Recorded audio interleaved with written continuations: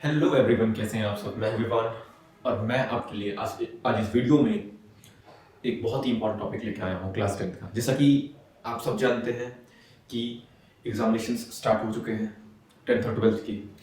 तो मैंने डिसाइड किया है कि मैं आपके लिए अब एक ऐसे ऐसे वीडियोस बनाऊंगा 30 मिनट के या 35 मिनट के, या ड्यूरेशन नहीं रहेगा वीडियो का।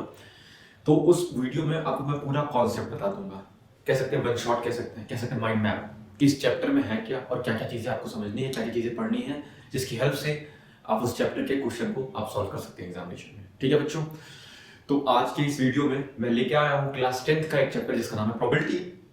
और इस चैप्टर को मैं इसी वीडियो में पूरा कॉन्सेप्ट आपके सामने लेके आ जाऊंगा। तो बच्चों तैयार रहिएगा, अच्छे से ध्यान दीजिएगा इस वीडियो पे और लास्ट तक वीडियो देखिएगा। तो जैसा कि आपको पता है कि एग्जाम अब आपके शुरू हो चुके हैं, तो अब हम जा रहे हैं आज क्लास 10th का एक चैप्टर प्रोबेबिलिटी को देखने, और इसमें मैं पूरा आपको कॉन्सेप्ट बता दूंगा, कितने प्रोबेबिलिटीज में क्या क्या कॉन्सेप्ट है, सारे के सारी चीजें मैं आपको यहाँ पे समझा दूंगा। ठीक है बच्चों, तो स्टार्ट करते हैं आपका आज का अपना एक ये टॉपिक प्रोबेबिलिटी। तो एक बात समझिए, हमारी डेली लाइफ में प्रोबेबिलिटी का बहुत बड़ा रोल होता है। जैसे कि अब हमने ये सोचा कि हाँ आज बारिश होनी है, होगी, इतने परसेंट चांस है, इतने परसेंट चांस है। तो ये जो हम प्रिडिक्शन कर रहे हैं कि हाँ आज बारिश इतनी परसेंट चांस होने की, आज धूप निकलने के इतने परसेंट चांस है, क्या मैं ये कह सकता हूँ कि आज इंडिया का मैच है, तो अभी मैं ये नहीं कह रहा हूँ कि आज इंडिया का मैच है, जैसे मान ली इंडिया का मैच है तो इसके जीत के इतने परसेंट चांस है। तो ये सारे हम प्रिडिक्शन करते हैं और ये सारी की सारी चीजें आपकी प्रोबेबिलिटी से रिलेटेड होती हैं। ठीक है बच्चों, तो ध्यान दीजिएगा कि प्रोबेबिलिटी हमारे इर्द गिर्द ही घूमता है, हमारे डेली लाइफ में बहुत तगड़ा इसका यूज होने वाला है। बहुत ही जबरदस्त कॉन्सेप्ट होता है इसका कि हम चीजों को प्रिडिक्ट करते हैं। तो प्रोबेबिलिटी को हम कह सकते हैं प्रिडिक्शन भी है। जैसे कि इंडिया आज जीतेगा, विराट कोहली आज सेंचुरी मारेगा, इसकी प्रिडिक्शन कितने हैं, कितना मैं इसको प्रिडिक्ट कर रहा हूँ। तो ये सारी की सारी चीजें आपकी क्या आती है बेटा, प्रोबेबिलिटी में आती है। तो बच्चों प्रोबेबिलिटी की बात बताऊं तो किसी इवेंट के होने के चांसेस को निकालना, किसी इवेंट के होने के चांसेस को निकालना या डिटरमाइन करना जो प्रोसेस होता है वो प्रोबेबिलिटी कहलाती है। और आपको मैं एक बात बता दूं, बहुत अच्छी सी बात, बहुत बढ़िया बात, ये प्रोबेबिलिटी में आपको बहुत सारे फॉर्मूले नहीं पढ़ने, एक सिंपल फॉर्मूला पढ़ना है और उसी फॉर्मूले पे हम लोग लगातार कंटिन्यूअसली क्वेश्चन लगाते रहेंगे। और ये बहुत बढ़िया टॉपिक है, कह सकता हूँ बहुत स्कोरिंग टॉपिक है। तो इसको अच्छे से पढ़ लेना, क्योंकि यहाँ से आपका नंबर कट नहीं होने चाहिए, क्योंकि ये सब आसान टॉपिक है, तो इसको आप अच्छे से मैनेज कर सकते हो। तो बच्चों बता दो एक बात आपको, प्रोबेबिलिटी के बारे में एक चीज बता दूं कि प्रोबेबिलिटी होता है, प्रोबेबिलिटी का अगर मैं फॉर्मूले की बात करूं, प्रोबेबिलिटी का जो फॉर्मूला होता है वो number of event upon total outcome, total outcome, या तो उसको ऐसे में लिख सकते हो, total event upon total outcome, total outcome, या ऐसे लिख सकते हो favourable event upon total outcome, total outcome. ये सारे के सारे आपके फॉर्मूले ही होते हैं, ये सबका मतलब सेम ही होता है, तो बहुत इसमें आपको कंफ्यूज नहीं होना है। और हाँ एक बात जो आपको याद रखनी है, मैं आपको बता दूं एक बात, कि जो प्रोबेबिलिटी होती है, प्रोबेबिलिटी की वैल्यू 1 और 0 इन्हीं के बीच में लाई करनी चाहिए। मतलब जो प्रोबेबिलिटी का रेंज होना चाहिए वो या 0 से बड़ा होना चाहिए या 1 से छोटा होना चाहिए। इसका मतलब एक बात मैं कह दूं कि इसका जो हमारा जो आंसर आएगा, जितने भी हम लोग क्वेश्चन सॉल्व करेंगे, जो भी आप क्वेश्चन एग्जामिनेशन में सॉल्व कर रहे होंगे, उसमें जो आपका आंसर आना चाहिए बच्चों, वो आपका 0 और 1 के बीच में आना चाहिए। इस बात को आपको हमेशा ध्यान रखना है। ठीक है बच्चों, तो कोई भी क्वेश्चन आप सॉल्व करेंगे तो उसका जो आंसर आना चाहिए आपका, या तो 0 भी आ सकता है, 1 भी आ सकता है, लेकिन 0 से कम नहीं आ सकता है, नेगेटिव नहीं आ सकता है, 1 से ज्यादा नहीं आ सकता है। अगर ऐसा कुछ हो रहा है तो फिर ये गलत है, आंसर इसका क्या है बेटा, गलत है। तो केवल आपको ये फॉर्मूला पढ़ना है प्रोबेबिलिटी का, number of events upon total outcome, या total events upon total outcome, या favourable events upon total outcome. और उसके बाद आपको इस चीज की जानकारी जरूर रखनी है कि प्रोबेबिलिटी का जो आंसर आना चाहिए वो या तो 0 आना चाहिए, या 0 से बड़ा आना चाहिए, 1 आना चाहिए, या 1 से छोटा आना चाहिए। ठीक है बात बच्चों, एक बात और सुन लेना, मैं आपको एक चीज बताऊं, बहुत इंपॉर्टेंट चीज है, कि किसी चीज के होने की प्रोबेबिलिटी और प्लस किसी चीज के ना होने की प्रोबेबिलिटी, दोनों की वैल्यू क्या होगी, 1 होगी। दोनों का जो सम होगा वो 1 होगा। जैसे कि आज बारिश के होने की प्रोबेबिलिटी और आज बारिश के न होने की प्रोबेबिलिटी को जब हम सम अप करेंगे, जोड़ेंगे, ऐड करेंगे, तो उसकी वैल्यू क्या आनी चाहिए बेटा? 1 आनी चाहिए।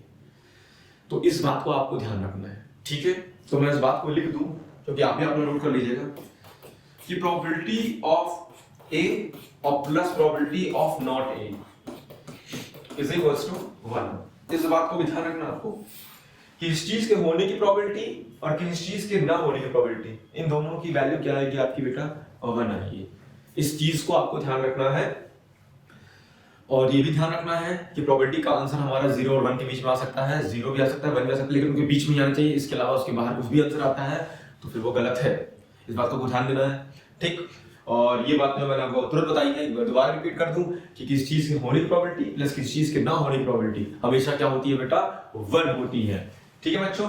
तो एक काम करो, आप इसको नोट डाउन कर लो, फिर मैं आपको कुछ और कॉन्सेप्ट बता दूंगा। ठीक है बच्चों? तो प्लीज इसको आप नोट डाउन कर लो। आई होप आपने नोट डाउन कर लिया होगा। अब मैं थोड़ा सा इसको और आगे बढ़ाता हूं और समझाता हूं different type of experiment. Different type of experiment.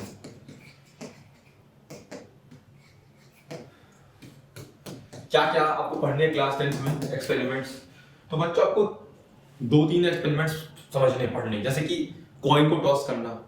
अब कॉइन को टॉस करना और डाइस को थ्रो करना और प्लेइंग कार्ड्स के बारे में आपको ये चीजें बिल्कुल समझ के अपने दिमाग में सेट कर लेनी है, क्योंकि इसी के इर्द गिर्द क्वेश्चन बनने वाले हैं। तो सबसे पहले एक्सपेरिमेंट में हम बात करते हैं tossing of coin. Tossing of coins. तो उसमें क्या होता है? Tossing of 1 coin. ठीक है? तो इसमें क्या होता है, जो आपका आउटकम, टोटल आउटकम जो मैं लिखवाया था फॉर्मूले में, टोटल आउटकम होता है क्या? या तो हेड आएगा या तो टेल आएगा। मैंने मान लीजिए एक कॉइन उछाला, तो या तो हेड आएगा एक तरफ या तो टेल आएगा। ठीक? तो ये तो सिंपल आउटकम हो गया। अब बात करता हूं मैं टॉसिंग ऑफ 2 कॉइन और a coin is tossed twice। अब इन दोनों का मतलब सेम होता है, जैसे कि 2 coins are tossed simultaneously। 2 coin एक साथ उछाला गया, या तो एक कॉइन को 2 बार टॉस किया गया। ठीक है? तो इन दोनों का मतलब सेम होता है। और इसमें क्या क्या आउटकम होते हैं ये भी आप समझ लीजिए कि अगर मैं 2 कॉइन को एक साथ उछाल रहा हूं तो या दोनों पे हेड आ जाए या दोनों पे टेल टेल आ जाए, या पहले वाले पे हेड आ दूसरे वाले पे टेल आ जाए, तो पहले वाले पे टेल आ जाए दूसरे वाले क्या आ जाए बेटा? हेड आ जाए। तो ऐसे सारे कंडीशंस आ सकते हैं। तो या तो पहले दोनों कॉइन पे हेड आ जाए, या दोनों कॉइन पे टेल टेल आ जाए, या तो हेड टेल आ जाए, या तो क्या आ जाए बेटा? टेल हेड आ जाए। ठीक है? तो इसमें कितने आउटकम होंगे? 1 2 3 4। इसका मतलब अगर एक कॉइन को एक बार उछाला गया तो 2 आउटकम आएंगे, या तो हेड या तो टेल। अगर एक कॉइन को 2 बार उछाला गया या 2 कॉइन को एक साथ उछाला गया तो फिर आपके 4 आउटकम्स आएंगे, HH, TT, HT और TH। और एक और बात, a coin is tossed thrice or 3 coins are tossed simultaneously। मैं simultaneously लिख रहा हूं। तो इसमें क्या क्या आउटकम्स होंगे, जरा आउटकम्स के बारे में डिसाइड कर दूंगा।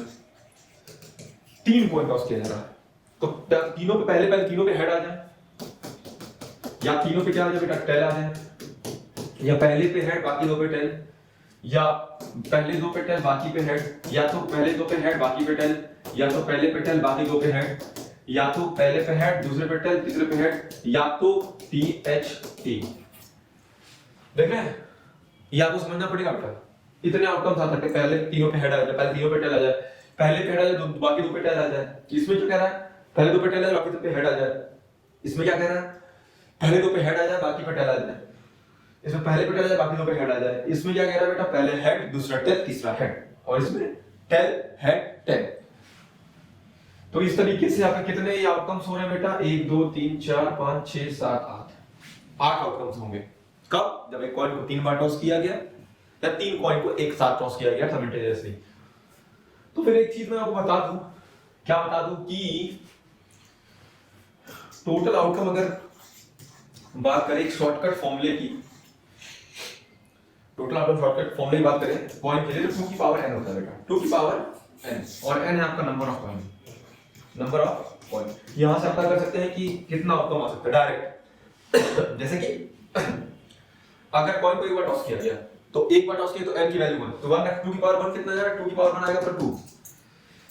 दो कॉइन को टॉस किया गया, एक कॉइन को दो बार टॉस किया गया तो n की वैल्यू 2, तो यहां 2 रखिए तो 2 की पावर 2 कितना आएगा बेटा 4। देखिए चार आउटकम आ रहा है 1 2 3 4। एक कॉइन को 3 बार टॉस किया गया, 3 कॉइन को एक साथ टॉस किया गया तो n की वैल्यू 3, जरा 3 रखिए ना, 2 की पावर 3 2 3 8, 8 आउटकम आ रहा है 1 2 3 4 5 6 7 8। देख रहे हैं बच्चों कितना सटीक फॉर्मूला है ये, 2 की पावर 8। तो इसको आपको याद रखना है, ठीक है बच्चों। तो एक्सपेरिमेंट में बात कर रहे हैं तो पहला एक्सपेरिमेंट था टॉसिंग ऑफ कॉइन, तो इसको आपको याद रखना है, इसको आप अच्छे से नोट कर लीजिए, फिर मैं आपको अगला जो है एक्सपेरिमेंट समझाता हूं, ठीक है बच्चों। तो एक आप इसको नोट डाउन कर लो।